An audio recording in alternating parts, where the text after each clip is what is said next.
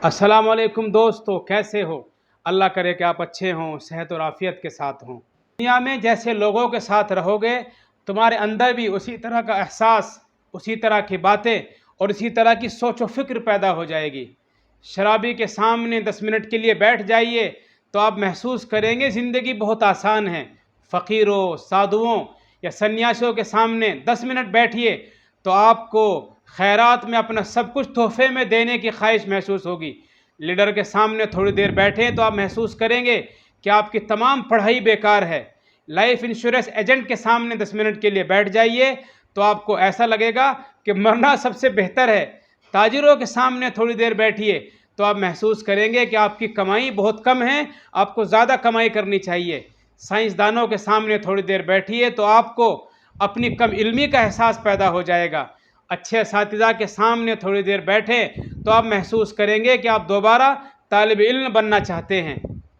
किसान या मज़दूर के सामने थोड़ी देर बैठिए तो आप महसूस करेंगे आप काफ़ी मेहनत नहीं कर पा रहे हैं।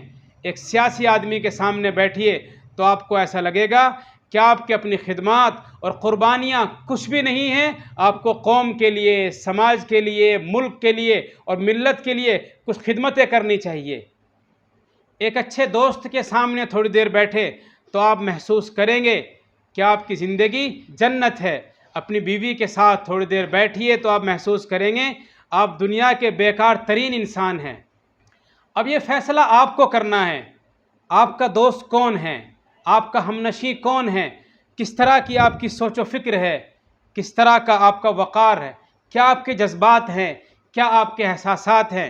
इसलिए अपने दोस्त का, ताल्लुक़ वाले का, हमनशी का इंतखाब बहुत सोच समझ कर और देखभाल कर कीजिए। कहीं ऐसा ना हो अपने हमनशी और अपने साथ में रहने वाले की वजह से आपकी अपनी सोच, अपनी फ़िक्र, अपनी खुदी, अपनी खुददारी, अपनी मर्ज़ी, अपनी पसंद और नापसंद कहीं सब कुछ ख़त्म ना हो जाए और आप दूसरों के दस्ते निगर और दूसरों के सामने हाथ फैलाने वाले न बन जाएं।